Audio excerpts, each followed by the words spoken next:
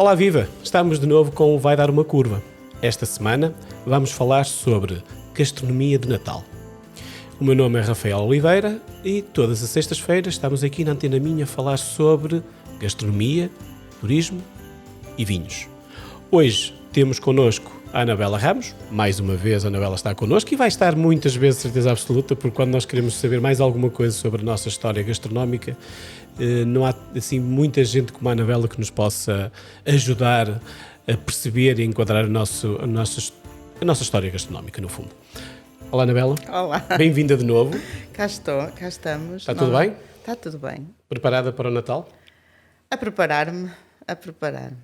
Então, conta-nos um bocadinho sobre o tema que nos traz cá hoje, sobre a doçaria tradicional. Ora bem, tu desafiaste-me, não é, para este tema da doçaria tradicional de Natal.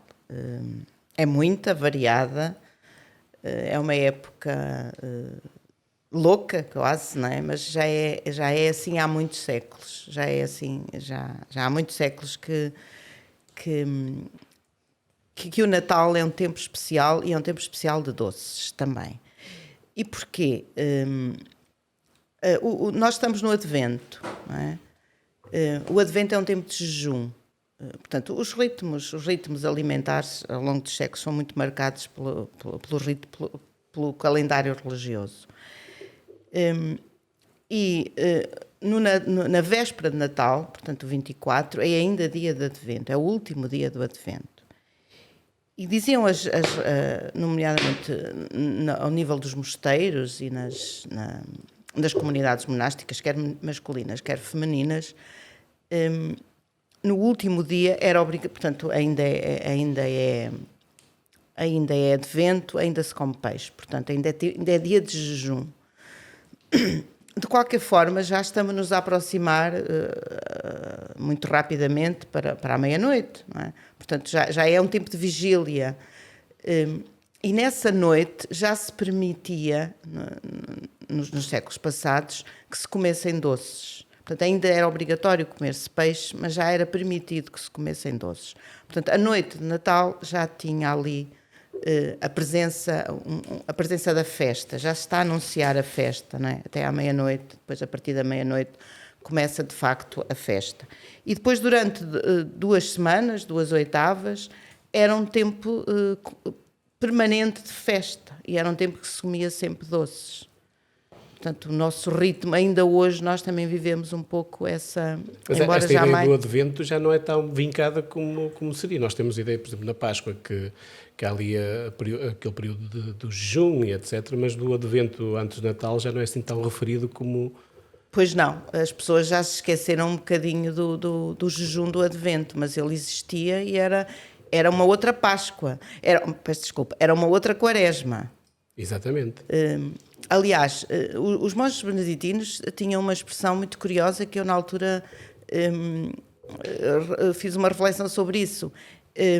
Antes da entrada do Advento, eles faziam o entrudo do Advento, tal como se faz o entrudo da Páscoa, eles também faziam. Portanto, eles tinham uma refeição melhorada na véspera da entrada do Advento. Tinha uma festa, não é? Um intrudo. Um intrudo é um introito, quer dizer introito, não é? Também é o que acontece antes da Páscoa. Temos o intrudo, que é o Carnaval. Não é? Exatamente, entramos na Quaresma, não é? E o Advento tinha também um intrudo, não é? Exato. Que se comia melhor. E depois tinha-se ali um mês, de facto, de dias de jejum. Todos os dias se fazia jejum no Advento, tal como todos os dias se fazia jejum na Quaresma, com exceção do domingo. O domingo é sempre um dia especial, quer na Quaresma, quer no Advento, porque é o dia de festa, não é? É o dia da ressurreição e, portanto, é tempo de festa e é tempo de carne. Mas os outros dias eram de peixe. Hoje, realmente, nós, com o passar dos séculos, perdemos esse ritmo alimentar. Portanto, isto era imposto nas ordens monásticas, na igreja, nos clérigos. É evidente que a sociedade civil era convidada a isso, não é? Não havia esse controlo, haveria esse controle dentro dos mosteiros e dentro das comunidades clericais, mas não havia o controle na sociedade civil. Mas ela era convidada a isso e esse ritmo mantinha-se. depois com os passados séculos foi-se perdendo e hoje nós temos, quando muita sexta-feira as sextas-feiras da quaresma, que somos convidados a comer peixe, nem percebemos muito bem porquê, não é? Ou a fazer uma refeição mais pobre, ou a fazer jejum. Não é? Isso na Páscoa. Isso no Natal, na quaresma. No sim. Natal perdeu-se por completo esta... No Advento perdeu-se. Sim. Não estou a ver que alguém agora faça jejum no Advento. Ou... Aliás, é praticamente o contrário. As pessoas juntam-se para jantaradas quase durante o mês todo antes de preparar o Natal. As pessoas preparam o Natal de forma diferente. Não é? Exatamente. Agora preparamos o Natal de forma diferente e vamos é já um tempo... Aliás, o Natal agora já começa em novembro. Ainda começa antes do Advento. Mas também nós hoje dizemos isso de facto, não é? Temos uma vivência social diferente. Mas atenção, eu estava agora aqui a pensar nas comunidades femininas, e por exemplo no Mosteiro de Remédios, em que elas começavam a fazer os doces de Natal também na altura do Advento. E era um tempo também de muito trabalho. E por isso é que o arcebispo, a páginas tantas, as proíbe de fazer tantos doces. Mas elas faziam os doces para se preparar depois para a altura para vender? Ou iam para vender, para vender e também depois? para elas, naturalmente. Mas faziam porque havia mais procura e elas começavam-nos a fazer muito tempo antes. Portanto, era um tempo de muito labor, muito trabalho. E por isso é que o arcebispo lhes dizia: não é bom estarem a receber o menino à volta dos tachos, não é? Portanto, há que refriar aí o fabrico de doces. Mas, portanto, era um tempo de muito trabalho para elas. Hoje é um tempo de festa. O Natal começa antes, não é? Mas a doçaria, estavas a dizer há pouco, a doçaria tem uma ligação já de séculos ao Natal.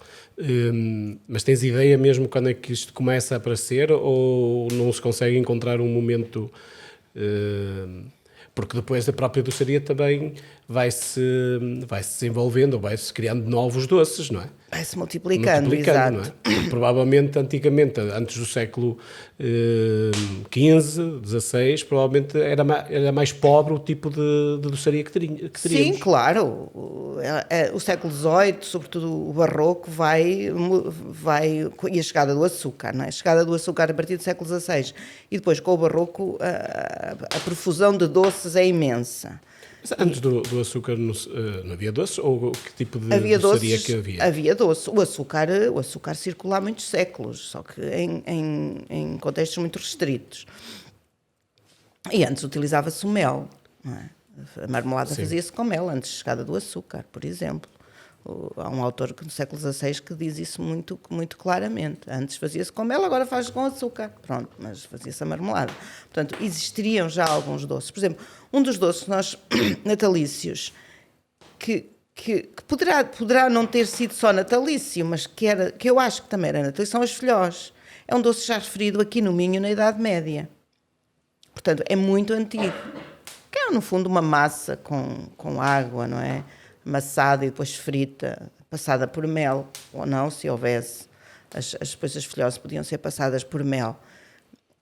Em casas mais ricas podem levar leite, ou podem levar água, ou podem levar ovos, quer dizer, depois as variedades, mas o mais básico é a farinha amassada e frita. Não é? E esse já é referido aqui no Minho na Idade Média. Portanto, são... Ora bem, do desafio que te lancei para escolheres aqui aqueles doces que tu mais identificas com esta época e que queríamos falar, temos o arroz doce, a aletria, os filhós, as rabanadas, os mexidos, o bolo rei e os bolinhos de jirimu. Eu vou começar pelo bolo rei. Pronto. O bolo rei é o mais recente de todos esses, não é? É o mais novo, é o que chegou no fim. Mas é o que está, é o que hoje não há mesa, que não pode faltar na mesa, o bolo rei. O bolo rei é um bolo que veio do sudeste francês, através de uma confeitaria de Lisboa, confeitaria nacional, nos finais dos anos no final do século XIX, 70, 80, ele chega, pronto. É mesmo muito recente. É um doce muito recente. Pronto, eles vão à França, o pasteleiro e o dono da pastelaria acham engraçado aquele bolo e trazem-no. Pronto. E trazem e começam a fabricá-lo. Pelo que me parece, ele começa a ser fabricado em Lisboa, mas logo muito a seguir no Porto. Portanto, ele nos inícios do século XX já é um bolo popular em Lisboa e no Porto. Portanto, foi um bolo que rapidamente fez sucesso. E que depois, ali no início da República, tem aqueles problemas por ser bolo rei, e, portanto, então transformá-lo, dar-lhe outro nome, bolo nacional, bolo Arriaga, tirar-lhe o rei, tirar-lhe a questão da monarquia, mas ele sobreviveu como bolo rei. Pronto, foi o nome que ficou. Ora, é um bolo, é um pão doce, no fundo. O bolo rei não é um. Se calhar vem na longa tradição dos pães doces que nós temos, é mais um, porque é um pão fermentado, portanto, tem essa tradição, que é uma tradição mediterrânica muito longa, não é? Dos pães doces. Para mim, ele depois assumiu características muito próprias. Nós demos nossas características muito próprias, porque o decoramos, passámos a decorá-lo, portanto, aquilo é feito de coroa real, para além dos frutos secos, nós depois passámos a decorá-lo com os nossos frutos cristalizados que nós tínhamos também ancestrais desde há muitos séculos. Não é? Esta fruta não vem, quando é importado de França, não tem esta configuração que tem hoje, é isso? Ele tem esta configuração, não, mas sim. A fruta cristalizada já vinha de lá ou somos nós que... Eu penso que já devia trazer, também aqui não tenho muito bem a certeza, ele já trazia os frutos secos e já trazia eventualmente alguma fruta cristalizada, mas nós vamos lhe pôr a nossa, não é? Vamos lhe pôr a nossa marca identitária, que é a abóbora e o cidrão, não é? Para além dos outros frutos secos, mas entra ali muito a presença da abóbora e do cidrão. Que o cidrão depois acabou por desaparecer, hoje tem outros, ou ainda existe, ainda sobrevive em alguns sítios, ainda lhe metem cidrão, hoje o cidrão é caro, não existe, está quase ausente, portanto foi desaparecendo. Mas há uma ideia que o cidrão hoje só aparece mesmo no bolo rei mais caro. Mais caro e com muita qualidade. O cidrão, para quem não sabe o que é um irmão no fundo do limão, mas tem uma casca bastante mais grossa, é um tamanho maior ainda. Então permite ter um uso mais indicado para sim, que é uma fruta cristalizada, que é para decorar. E a abóbora também, mas a abóbora mete-se o quê? A casca? É a abóbora branca, nossa abóbora branca, o calondro, que já falámos, não é? Aquela clássica abóbora portuguesa que estava cá desde o tempo do romano, se calhar, não é? Portanto, pois, porque a abóbora que nós conhecemos hoje é muito mais recente. A que vai depois entrar nos bolinhos de Jerimu, essa é outra. Essa é outra, não é? A que ainda hoje está no bolo rei é a abóbora branca, que depois está pintada de amarelo não, de vermelho e de verde, porque tem um corante alimentar, mas também está branca, também há as três cores. Não sei se há mais, mas pelo menos essas três cores elas estão... A amarela também aparece, acho eu, mas... Pronto, estas três cores elas estão no bolo rei, porque é para lhe dar o ar festivo e alegre e de coroa, não é? Mas eu acho que isso é muito nosso, portanto... E ele ficou, e vingou, e fez sucesso. Hoje é incontornável. Hoje é incontornável, exatamente. Um bolo rei na mesa, senão não é Natal. Exatamente, hoje é incontornável. Depois eu desafiava-te agora a falar um bocadinho sobre as rabanadas. As rabanadas, nós aqui, mais a norte, chamamos de rabanadas, mais a sul são fatias douradas, não é? Penso que é a mesma coisa. Elas têm muitos nomes e foram tendo muitos nomes ao longo dos séculos. Eu andei a fazer um breve olhar sobre os nomes, fatias douradas, fatias de comadre, as rabanadas, vários... Na minha terra chamam-lhe fritas, portanto, as fritas...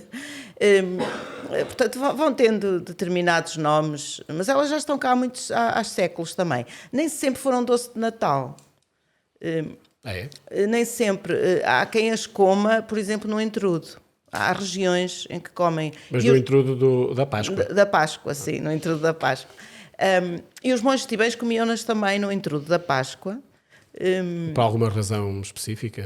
Era uma tradição, mas ainda hoje essas tradições existem em algumas localidades do país. Atenção, não é uma tradição extinta, mas os monges tibães comiam-nas os tibães, os beneditinos em geral, comiam-nas no carnaval, portanto no entrudo, e faziam-nas não com pão, mas com pão de ló. Portanto, que era assim uma coisa melhor, não é? Mas eram as mesmas, eles chamam-lhe mesmo as filhós do entrudo, que também lhe chamam filhós. Também, às vezes, os nomes também variam um bocadinho. Confundem-se. Porque o filhós é muito parecido com a rabanada, é isso? Sim, é tem muito uma base parecido. muito idêntica. E aliás, nós estamos aqui a falar da doçaria, desta doçaria, das filhós, das rabanadas, mas dos bolinhos de jerimum, mas isto nada, nos séculos passados, não ia à mesa das elites. Isto era uma doçaria mais popular. Lá está, os beneditinos comiam-nas no intrudo. No Natal eles tinham outro tipo de doces, mais virados para mais doces de amêndoa, mais os maçapães, mais o pão de ló. Havia uma grande variedade de outros doces que não eram bem estes. Estes são doces mais populares, que depois foram subindo de estatuto, não é? Foram subindo de estatuto e hoje estão todas as mesas. Mas no passado não era bem assim. Vamos voltar só um bocadinho às rabanadas para finalizar aqui este enquadramento. Nós temos rabanadas, tens ideia de a partir de que altura? Ou é algo que... Não sei, mas eu já os encontro no século XVIII. Portanto, já são referidas no século XVIII e admito que elas são anteriores. As filhós são, de facto, aquelas que eu encontro, é o doce mais antigo que eu verifico. Eu ainda há pouco tempo estava a ler um documento do século XVII e achei curioso que a pessoa que estava a escrever era uma carta, e a pessoa que estava a escrever a carta dizia: não vá o gato às filhós. Portanto, esta expressão, não tem importância, não é? Sim. É uma expressão antiquíssima, porque isto foi a primeira metade do século XVII e aquele era um padre que estava a escrever, ele dizia: não vá o gato às filhós. Portanto, ao correr da pena, ele escreveu essa expressão. Portanto, era um doce, de facto, muito mais antigo, tanto que ele, no século XVII, já está num provérbio. Portanto, podemos perceber aí a antiguidade dele. As rabanadas, provavelmente, nessa altura, também já estariam, só que são menos referidas. Mas então as filhós que estavas a falar já vêm de... Temos referências mais antigas, não é? Temos referências mais antigas, sim. E como é que elas surgem? Qual é que é a base... A doçaria, nós encontramos já agora isto já pronto, muitas vezes não nos preocupamos em perceber porque é que surgiu. Por exemplo, as rabanadas, que estávamos a falar agora, nós damos preferência a um pão já mais recesso para fazer as rabanadas. Surgiria para aproveitamento do pão ou não tem nada a ver Não, penso que não tem a ver. Não tem a ver. Mas o pão ter no Natal pão branco, não é? E as rabanadas à partida são feitas com pão branco, já era um luxo. Não é? O pão branco era festivo, era pão de festa. As pessoas no seu cotidiano comiam broa, comiam pão com milho, agora é o contrário. Hoje é o contrário. Hoje é o contrário, mas era assim que acontecia. Portanto, a rosca era sempre aqui a rosca no Minho, não é? O pão do Minho. Mas o outro pão branco, noutras regiões, era um pão festivo. Portanto, se conseguisse arranjar depois ali mais uns ingredientes para o fritar, e uns ovos e o leite, e aqui no Minho não há o leite, mas às vezes há rabanadas de vinho, que eu acho curiosíssimo. Rabanadas de vinho? Rabanadas de vinho. Aqui há no Minho essa tradição. Porquê? Porque se não há leite, faz-se com aquilo que se tem, que é o vinho. E mete-se-lhe um pouco de adoçante, faz-se ali um vinho aromatizado e há quem coma, e é uma iguaria aqui do Minho. Eu conheço as rabanadas feitas através ou seja, regadas com uma mistura em que leva, por exemplo, vinho do Porto. É isso que estás a falar? Ou... Em casa da minha mãe é assim que há uma mistura que ela faz no final. Mas isso é um molho final. Okay. Isso é um molho final. Não é aí então que estás a dizer? Não é aí que estou a fazer. É ensopado então? O pão é ensopado em vinho. É ensopado em vinho. Em vez de ser em leite, porque não era tão abundante, não é? Porque nem todas as famílias tinham recurso ao leite. O leite existia até aos ovos. E daí depois surge, acho eu, a questão das filhós da abóbora. Porque tudo está ligado. Porque se não há recursos, as populações mais pobres queriam fazer os seus doces, tinham toda a legitimidade para o fazer, mas se não têm leite, fazem com água. Se não exato, têm, se não tem ou fazem cão, com vinho. Com gato, exatamente, fazem com vinho. Ou se não têm tantos ovos, porque têm poucas galinhas e mesmo assim às vezes os ovos são para vender na feira, para fazer mais uns trocos, não é? Então o que é que fazem? Então utilizam a abóbora. A abóbora metida numa mistura que leva menos farinha, porque depois a farinha de trigo também era mais cara nas populações mais pobres, e portanto juntando ali a abóbora, e já estou a passar para outro doce. Ficávamos a falar de todos Ao mesmo tempo. E juntando ali uma massa de abóbora, aquela abóbora que vem no século XVI da América do Sul, amarela, bem amarelinha, não é? A abóbora menina, que aqui os miúdos chamam de jerimum. Essa pasta só precisa de mais um bocadinho de farinha. Eu conheço receitas dessas filhós de abóbora em que é praticamente só abóbora e farinha. Pois. Um pouco de farinha e pouca. E se houver um ovito ou dois, pronto, mas se não houver também, aquilo faz-se e frita-se. E depois é do sala e, portanto, e dá ali, e é uma cor dourada, e ficam douradinhas, e ficam bonitas, e ficam saborosas. É dos doces de Natal que eu mais gosto. Por acaso também. É os doces da abóbora. Portanto, tudo isto são recursos, são formas que as pessoas mais pobres, mais carenciadas, deitam mão para terem também alguma coisa na mesa no tempo de Natal. Ou seja, há um reaproveitamento ao máximo e tentar usar o mínimo possível de produtos mais caros para fazer os seus doces. Porque não é que não os quisessem ter, não é? Não é que não se quisesse ter o leite, mas não havia... Olha, eu não conhecia essa tradição das filhós de vinho, e essa tradição existe no Minho, e eu achei curiosíssima e interessante. Muito curiosa e interessante, porque... Também é a criatividade das cozinheiras e dos cozinheiros, né, das pessoas, para deitar mão aos recursos que têm disponíveis e com eles fazer o melhor, né, fazer iguarias. E conseguiam-nas fazer. Eu ainda falando das rabanadas, que também é um doce que também gosto, eu gosto quase de todos. Há aqui um deles que vamos falar daqui a bocadinho, que não sou muito apaixonado por ele, mas de resto...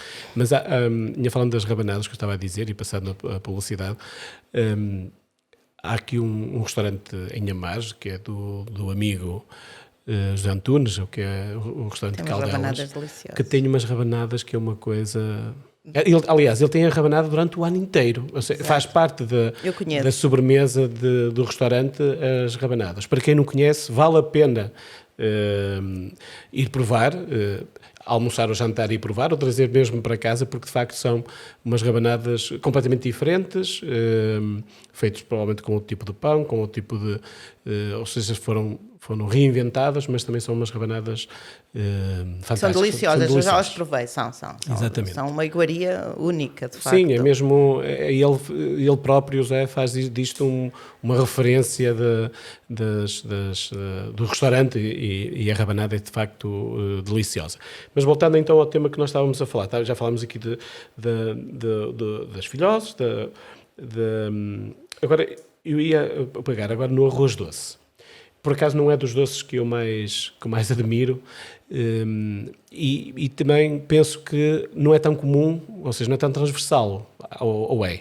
Não tem essa ideia? É. Só que realmente o Minho hoje não tem, ou perdeu um pouco essa tradição do arroz doce. Hoje identificamos mais o arroz doce para o sul, não é? Sim, é e isso. Menos para o norte, mas era muito comum. Eu não me lembro nas minhas avós, na minha mãe, nos meus sogros, não me lembro de o ver assim com tanta presença como perdemos os outros. Um pouco, essa foi uma memória que se perdeu um pouco. Hoje está mais do sul, de facto, mas ele era muito, muito, muito consumido nesta altura. Aliás, era um doce consumido em todas as festas, o arroz doce. O arroz doce eu acho que é o doce mais português. Eu acho que é o mais foi inventado por nós, Anabel. Fomos nós que o criamos. Em 1611 há um cozinheiro espanhol que 1611. 1611, estamos no início do século XVII, não é? Portanto, se ele já faz esta receita, é uma receita de 500, obviamente, claro. Não é? É um cozinheiro espanhol, nesta altura Portugal é uma região de Espanha, e ele publica um livro, é o Francisco Martínez. Nesta altura, em 1611. Em 1611, ele publica um livro. Uma região espanhola, só para que, às vezes pode haver alguém distraído, mas não somos. Em 1611 ele publica um livro de cozinha, portanto, com o aval do rei, que também era rei português, e nesse livro ele já tem algumas receitas à portuguesa. O que era claro, portanto, Portugal era uma região de Espanha e ficava bem ter ali já umas receitas à portuguesa nesse livro de cozinha. E uma delas é, de facto, o arroz à portuguesa. E o arroz à portuguesa era arroz doce. Portanto, nós já éramos consumidores de arroz doce em 500, no século XVI. De onde é que nos vinha o arroz? O arroz, nesta altura, pois, está-se a fazer uma pergunta interessante, em século XVI, onde é que vem o arroz? Mas vem de Itália, é importado, deve vir essencialmente de Itália. Itália produzia arroz na zona de Veneza, na zona de Veneza. E aos longos do século XVII e XVIII vai-se continuando a comprar arroz daí, que é mais caro até. Nós depois, a partir do século XVI, começamos a produzir arroz no Brasil. Começamos a produzir arroz no Brasil. E depois, no século XVII e XVIII, o arroz que consumimos essencialmente é arroz oriundo do Brasil. E há depois, a partir do século XIX, portanto, há experiência já de consumo, de produção de arroz em Portugal. Só no século XIX é que começamos a ter a nossa produção? É que começamos a produzir. Antes há experiências de produção de arroz e há pequenas... Eu não sou especialista em arroz, mas há experiências de produção de arroz em Portugal, pequenas, mas há. Eu até me estou a lembrar até num documento de um mosteiro aqui do Norte, em que eles, no século XVIII, dizem que compraram arroz da terra. E este arroz da terra, desconfio bem que era arroz regional, se calhar até produzido aqui a algures, no Norte. Nós temos uma curiosidade daqui regional, daqui a região do Minho. Nós tivemos produção de arroz aqui no Rio Cabo durante a Segunda Guerra Mundial.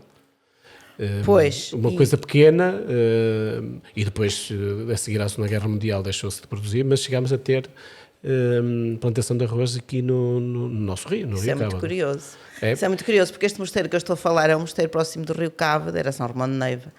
E eles compraram arroz da terra no século XVIII. Portanto, poderia haver ali experiências. Sim, porque ele aqui foi, na altura, o Salazar é que aproveitava todos os espaços porque exportava-se quase tudo, não era? Eram as tais sobras do país. E as pessoas a morrer à fome, mas isso daria outro programa. Mas aliás, quem partilhou essa informação da primeira vez que eu vi até foi o professor Mota Alves, da ATACA, que falou sobre isso, e um dia até podemos é curioso, explorar um bocadinho mais. Já havia essa tentativa. Os beneditinos tentam, mesmo até penso que a sul, a partir do Mosteiro São Bento de Lisboa, porque o mosteiro beneditino mais a sul é São Bento da Saúde, que é hoje o espaço da Assembleia da República. E eles têm quintas já Alentejo adentro, já em Alcácer, tem ali quintas ali pela região de Sacavém, mas também já Alcácer, e há também ali na zona do Sado há algumas notícias que eventualmente eles também poderão ter feito ali experiências de produção de arroz. Porque o arroz era um excelente alimento, era considerado terapêutico, portanto, e comendo arroz doce, comendo arroz, que é arroz, leite e ovos, era o alimento perfeito, mesmo até para dias de peixe. Nos dias de peixe, por exemplo, em tempos de festa, em tempos de capítulo, por exemplo, os beneditinos comiam, era peixe, mas a sobremesa era arroz doce, porque havia ali um equilíbrio. Isso até também em colégios universitários em Coimbra, no século XVI. Eles comem, nos dias de peixe, comem arroz doce. O professor António de Oliveira fala disso. Então, deixa-me regressar outra vez a 1611, que era aqui que estávamos a falar. Estávamos senão depois começamos aqui a divagar sobre o arroz. Então, nós tínhamos o arroz doce, ou seja, a indicação desse arroz à portuguesa, que era o arroz doce. Nessa altura era a única forma que nós comíamos o arroz, provavelmente, não era escasso. Sim, nessa altura o arroz à portuguesa, acho que nós comíamos essencialmente o arroz doce, cozido com leite, ou com ovos, ou com leite de amêndoa também, ou com ovos ou sem ovos, mas as receitas variavam, ainda hoje variam, mas seria por aí. Eu, por exemplo, em 1628, nas Constituições da Ordem de São Bento, eles já dizem que nos dias de festa se dê arroz, e o arroz poderá ser com carneiro. E as freiras de São Bento de Viana, no início do século XVII, elas já estão a comer arroz com carneiro, nos dias de festa.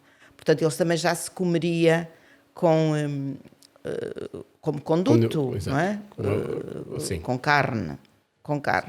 Mas o forte era mesmo o arroz doce. As freiras dos Remédios, no dia de São Francisco, por exemplo, 4 de outubro, elas faziam toneladas de arroz doce. Portanto, era um doce. Estão sempre a fazer arroz doce. Era muito comum. Eu acredito que era o doce mais comum, até para uma festa mais comezinha, por exemplo, a profissão de uma freira, ou uma missa nova. Vamos fazer uma festa. Fazer esse arroz. Era arroz doce. Portanto, era o doce que todos os cozinheiros, qualquer cozinheiro devia saber fazer um bom arroz doce. Devia fazer parte dos seus parâmetros, do seu currículo, saber fazer arroz doce. Era o doce mais comum.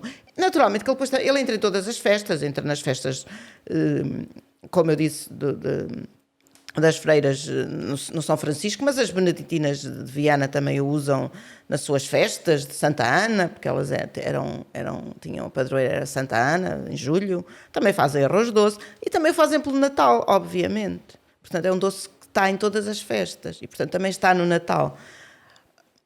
Com a extinção dos mosteiros, provavelmente o arroz no norte caiu e ficou mais à letria, não é? Porque eu também não vejo a letria a sul. Mas não vamos passar já para a letria, porque agora vamos fazer um pequeno intervalo. Ok. Hoje estamos a falar sobre doçaria de Natal, mas vamos também falar um bocadinho sobre o nosso fiel amigo o bacalhau e o polvo, mas vamos deixar para a segunda parte. Nós voltamos então daqui a pouco para a segunda parte do programa de hoje. Estamos com a Anabela Ramos a falar sobre gastronomia. O Vai Dar Uma Curva é um programa semanal de gastronomia, turismo e vinhos conduzido por Rafael Oliveira. Pode ouvi-lo através do Spotify e em streaming no YouTube da Field Travel Me. Venha connosco dar uma curva por aí. Estamos de volta então para a segunda parte do Vai Dar Uma Curva. Hoje temos connosco mais uma vez a Anabela Ramos. Estamos a falar sobre doçaria de Natal.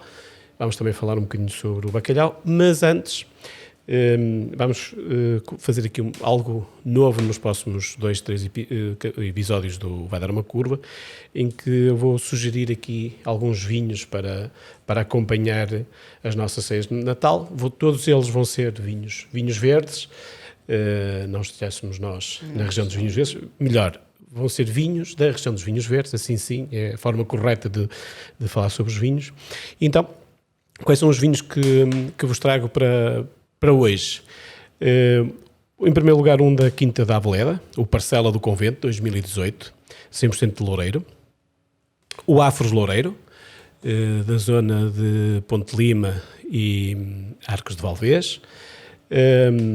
O Reserva Sócios Loureiro, da Adega de Ponta Barca, em especial o 2017, é um vinho excelente, é um vinho muito específico da adega, mas com muita qualidade. A Tapada dos Monges, também Loureiro, da zona de Faf, da amiga Vera, dos Vinhos Norte. E depois, quando se fala de Vinhos Norte, não podemos deixar de falar do espumante, o Miogo Tinto. Todos eles são muitíssimo bons, podem encontrar em várias garrafeiras de proximidade ou até através da internet. Bom, Anabela, vamos voltar então aqui à nossa conversa sobre... Íamos então estávamos a falar do arroz doce, já estavas a passar para a letria. Então, o que é que tens a dizer em relação à letria? Como é que nos chega a letria? Pois, a letria, entretanto, nós chegamos aqui ao norte, não é? E não há Natal sem a letria, que eu acho curioso. Eu sou da Beira e não se come a letria. Na Beira não se come a letria? Então é muito nosso? É muito minhoto, E penso que no sul também não se come. Portanto, a partir do Douro, isto é tudo Moro, é tudo Moro. Como eu costumo dizer em forma de brincadeira. E eu realmente encontro aqui esta tradição muito arraigada, muito, muito presente. Não há mesa nenhuma natalícia no Minho que não tenha letria. As minhas filhas adoram letria. Pronto. E eu também tenho a memória alimentar da letria, mas não como doce de Natal. A minha mãe fazia muito bem, mas não era um doce de Natal. Então, o doce existe fora O doce existe, mas não nesta altura. Não era um doce de Natal, sim. Nunca se fazia a letria de Natal, não cresci com isso. Nem me lembro de conhecer ninguém da minha região que a comesse. Se calhar hoje já está mais... Deixa-me só, te falo sempre da minha região, tu és das Beiras. Da Beira Alta, sim, da Beira Alta. Da Beira Alta. Eu não conhecia. Hoje, se calhar, as coisas estão mais mais globalizadas, não é? As pessoas, mas no passado não era tão presente essa tradição. Quando chega ao Minho, realmente ela está muito presente. Eu procuro encontrar, e ela está de facto. A letria é uma massa, não é? Sim. E a massa era dos italianos, e nós questionamos-nos, portanto, o macarrão são massas dos italianos, que os italianos comem no século XVIII, isso é muito claro. A massa, enquanto alimento, só chega à nossa mesa já ao século XIX, finais do século XVIII, século IX, já muito adiantado, o macarrão, sobretudo. Mas nós já temos cá a letria há séculos. Ela já no século XVIII já está, até no século XVI ela já existe. Já existem essas referências muito discretas à letria. Uma massa muito fininha que fez sucesso e que circulou. E eu encontro, de facto, nos mosteiros beneditinos não encontro eles... a informação não é muito clara. Diz, comprámos a letria para o Natal. Não, essa informação não é muito clara. Mas, de facto, ela está... compra-se a letria. Compra-se a letria massa. Compra-se a letria massa, que depois, naturalmente, vai com ela fazer um doce.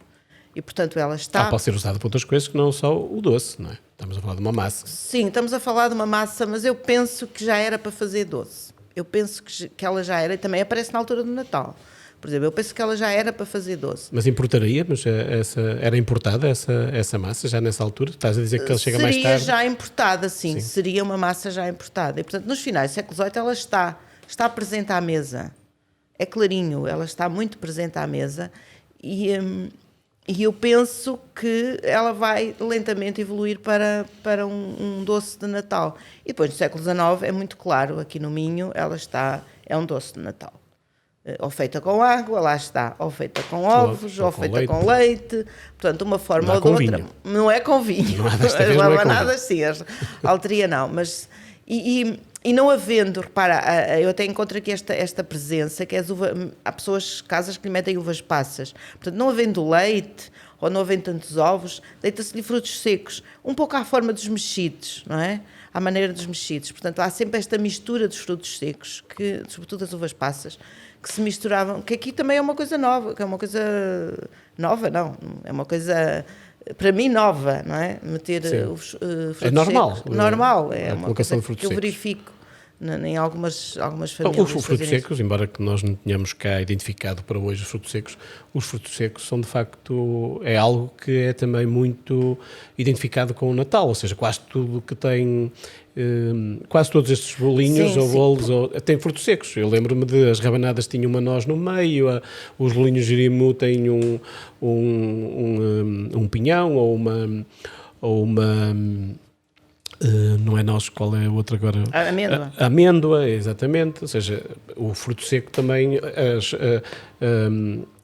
a letria também poderia ter, os mexidos também têm, ou seja, o fruto seco acaba por acompanhar tudo. O bolo rei está recheadíssimo de frutos secos, não é? Sim, porque também os frutos secos é o que temos no inverno, sim, não é? É esta altura deles. É a época deles e, portanto, era isso que se utilizava e que as populações mais pobres também recorriam, tinham sempre um ou outro, não é?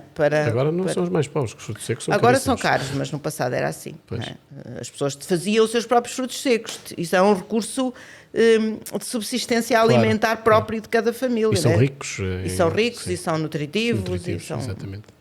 Então estavas a falar agora da letria e já te falaste também do outro que não tínhamos falado agora, que são os mexidos. Pois, os mexidos é um doce... é os mexidos e os bolinhos de Jerimu que eu encontro muito aqui no Minho também, mais antigos.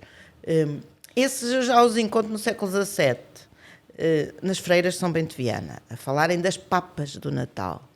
Elas falavam mesmo tem essa referência documental, as papas do Natal. Feitas com pão, não é? Feitas com pão.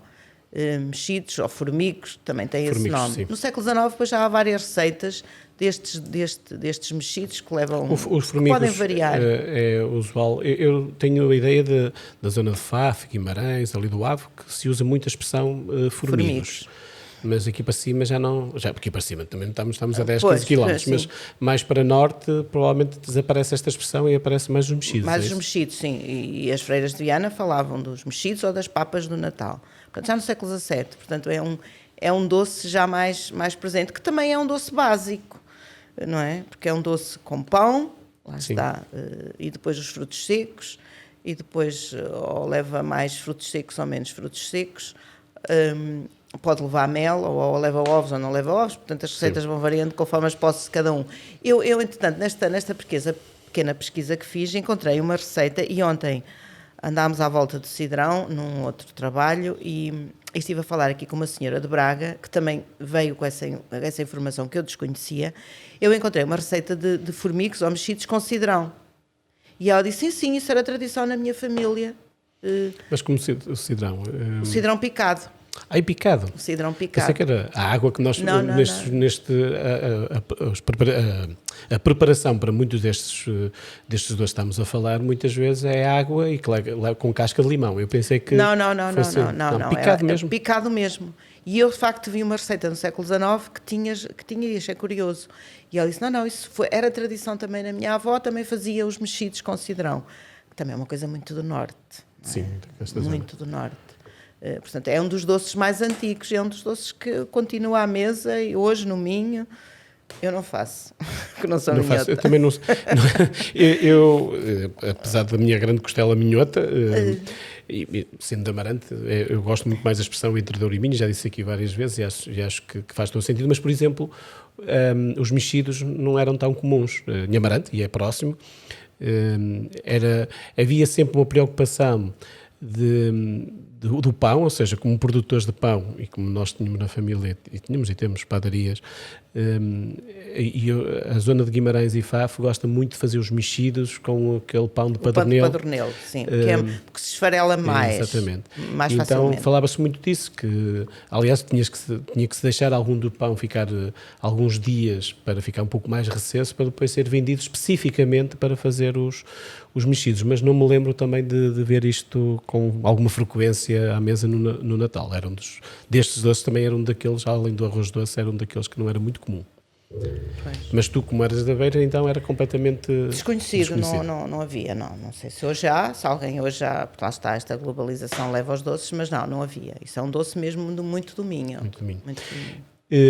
Deixa-me só aqui, nós já falámos praticamente de todos os doces que tínhamos aqui previsto, o arroz doce, a altaria, os filhós, a rabanada, os mexidos, o bolo rei e também os bolinhos de girimu. Eu queria falar um bocadinho mais sobre o girimu. Passámos aqui um bocadinho ao de leve, já falámos num outro programa também sobre este doce, mas eu gostava de recuperar este bolo. Primeiro, tens a ideia porque é que se chama girimu? Tem a ver com o nome da abóbora? Tem a ver com o nome da abóbora, sim, só que ficou o termo aqui só no Minho, não é? Pois. O girimu é uma abóbora menina, não é? E é um termo brasileiro, um termo da língua tupi brasileira, dos índios. É um linguajar dos índios, portanto, e eles trouxeram para aqui este termo. Portanto, isto tem a ver com as trocas, não é? Tem a ver com a imigração, não é? Os minhotos, que tantos minhotos imigraram para o Brasil. E trouxeram este termo e ficou. E é só aqui que está, não está em mais lado nenhum. Lá mais para o sul existe a buganga ou muganga, que também é outra denominação, que também é o nome tupi, portanto também é o nome dos índios. Já se vai falando para o sul e para a beira interior. Na minha zona não, na minha zona era só abóbora, ou abóbora porqueira, ou abóbora menina. O termo abóbora menina... Deixa-me, a abóbora porqueira não era o calondro, não é a mesma coisa? Sim, aqui no Minho também chamavam abóbora porqueira ou calondro. Sim. Mas depois também a outra, amarela, também se vai chamar abóbora porqueira ou cabaça. Aqui no Minho chama muito cabaça. Cabaça, sim. Depois a abóbora menina, que aqui chama girimu. Não é? Exato. E é essa a abóbora menina, porque é mais amarela, é mais suculenta, tem uma carne mais consistente. Um conteúdo, não é? Uma carne, vamos chamar assim. E é essa que vai, mais doce, e é essa que vai dar origem, é com ela que se vai fazer o polme dos bolinhos de girimu. Das abóboras. Porque os fritos da abóbora não são só do Minho, eles também existem lá mais para o sul. Claro. As filhós da abóbora existem, mas aqui tem esta característica muito própria de ter porque eles depois adquirem outros nomes. Eu estive a ver na documentação bolos de bolina, também lhe chamam, bolos de abóbora, chamam-lhe muitos nomes. Bolina. De bolina, sim, no Porto há uma receita no final do século XIX que chamam-lhe bolos de bolina. Mas é tudo a mesma coisa. Portanto, tem várias denominações. Aqui ficou os bolinhos de Jerimum, que eu acho o nome delicioso. Eu acho também acho que são.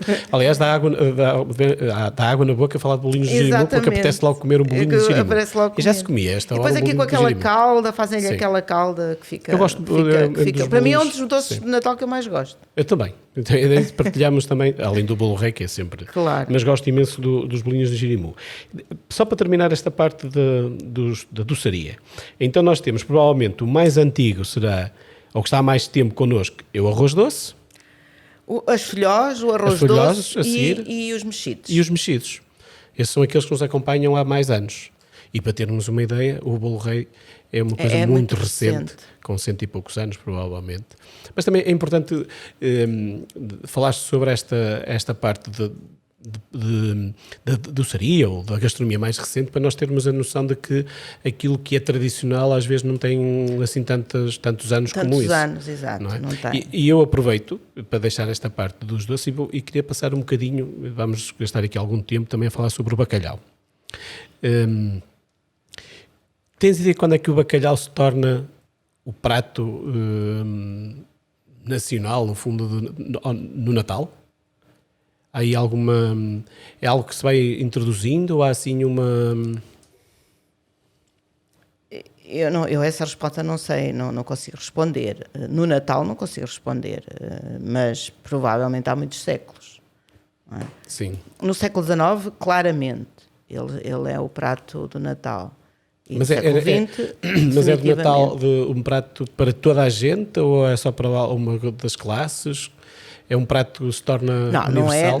Não é é um prato popular. O bacalhau é um alimento popular. O bacalhau não era alimento das elites. Nunca foi. Até ao século XX não era alimento das elites, de modo nenhum. O bacalhau era difícil digestivo, de digerir. Era próprio para gente que trabalhava. Isso é dito por um médico no início do século XVIII. Para rústicos, gente de trabalho. Portanto, é um peixe que não é interessante, que é seco. E agora nós fizemos o bacalhau branquinho, não é? Mas no século XVII ou XVIII não devia ficar assim tão branquinho, tão escuras. Não era bem assim. Não era bem assim. Portanto, era um peixe que chegava já com alguns problemas de conservação, enfim. Portanto, não era só se comia bacalhau. Eu lembro-me que no século XVII os monges beneditinos fizeram um capítulo em janeiro, que não era habitual, porque os capítulos eram em maio, e comeram bacalhau, porque não havia peixe, porque no inverno é difícil ir pescar, e não havia peixe, então eles comeram bacalhau. Portanto, era só mesmo um recurso último. Agora, o povo comia bacalhau e chamava-lhe fiel amigo. Isto é uma coisa que um destes dias havemos discutir, um dia havemos falar aqui, mas eu estou aqui a dizer isto quase em primeira mão, né? Isto vai ficar gravado, mas achei muito curioso recentemente encontrar essa atribuição ao bacalhau de fiel amigo nos inícios do século XVIII, em pleno Minho. Mas há uma ideia que esta expressão nasce com... E há a ideia que essa expressão é uma expressão que só nasce no século XIX. Com a vulgarização do bacalhau. Sim. Mas não, portanto, já no século XVIII, os camponeses lhe chamavam fiel amigo. Porquê? E agora vamos perceber porquê é que lhe chamavam fiel amigo. Porque o mais comum era a sardinha. Não é? Aqui no Minho, a sardinha não demorava muito a chegar, era rápido, não é? Portanto, chegava do mar... Se fosse pescar-se de manhã, à tarde, com o burro, não é? Com o macho, como dizia um homem, a sardinha chegou moída por causa dos andejos do macho, não é? Portanto, preferiam que ela subisse o Rio Lima de barco, chegava mais fresca do que vir nas costas, puxada pelo burro, ou por um burro, ou por uma mula, ou por um animal, por um ar qualquer. Portanto, mas ela chegava rapidamente e chegava ainda fresca. Podia chegar moída, mas chegava fresca. O bacalhau, portanto, esse era o mais comum. O bacalhau não chegava sempre, não é? Nós tínhamos o Porto de Viana, que era um porto onde chegava muito bacalhau, mas também não chegava sempre, não chegava todos os dias, não era uma coisa... Portanto, quando chegava era o fiel amigo, porque alimentava, porque nutria, porque lá está, por isso é que os ociosos, as elites não o comiam, porque era difícil de gestão e eles não faziam nada, mas para quem trabalhava no campo era ótimo, não é? Uma refeição de bacalhau, e era de facto, nutria mais que a sardinha. Pois. E era de facto o fiel amigo. E essa é uma expressão muito curiosa que depois vai ficando e que nós achamos que ela só chegou no século XIX e não chegou. E portanto, o que é que se come? Voltamos agora à véspera de Natal. Na véspera de Natal come-se peixe. Estamos no Advento, já falámos há pouco, não é? Então, quer-se dizer que a introdução do peixe na noite de Natal, na noite de 24, ou do bacalhau, tem a ver com a tradição de termos que comer peixe. Tem a ver com uma tradição religiosa. Okay. Exatamente. E, portanto, eu ainda me lembro, no passado, até as pessoas só comiam a carne, o peru, se vinha só à meia-noite, não é? Portanto, depois comiam o peru. Porque antes comia-se peixe. E o que é que circulava? Circulava o bacalhau, circulava os peixes secos. No inverno, há mais dificuldade em peixe fresco. Claro. Não é? No litoral, que nós estamos, muito mais no interior. Mas mesmo no litoral há mais dificuldade. O que era fresco no litoral, no interior não era fresco. Pronto. Portanto, circulou os peixes secos. E há muitos peixes secos nos séculos passados. Muitos mesmo. Nós temos aqui o bacalhau, mas, por exemplo, em Olhão, ainda hoje, um dos peixes secos que se consome é o litão. Litão. No Natal, Sim. que era o mais abundante que eles tinham. Sim. Também se consumia muito litão aqui no século XVII e XVIII no Minho. E provavelmente também se consumiria no Natal, mas não ficou a tradição. Mas em Olhão ainda ficou. Portanto, as pessoas comiam os peixes secos que circulavam. E um dos que circulava era o bacalhau, era o polvo, era a arraia. Eram mais baratos. Eram os peixes mais acessíveis à população. Porque eram menos as elites...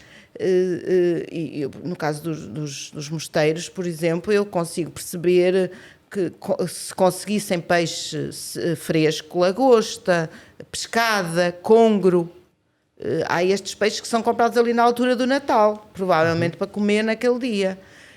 A população mais pobre não tem esses recursos e, portanto, come o peixe seco que abunda e que circula, que é o bacalhau. Que é o polvo. O polvo mais no interior o polvo também mais no interior. Também muito aqui no Minho, porque havia muito polvo. Sim. Há uma tradição. Na costa, sim. Na costa. Sim. Também vindo da Galiza. Sim. Também aqui em ligação com a Galiza. E, portanto, estes peixes entram naturalmente. Agora, nós vamos dizer, hoje só comemos bacalhau porque a tradição ficou, mas também a tradição também ficou, também não se come só bacalhau, também há quem coma polvo. Sim. Eu como polvo e bacalhau. Pronto. Polvo ao meio-dia e bacalhau à noite, que é para fazer as duas, para abraçar a tradição de toda como ela era. Como-se polvo e bacalhau. Pronto. Mas...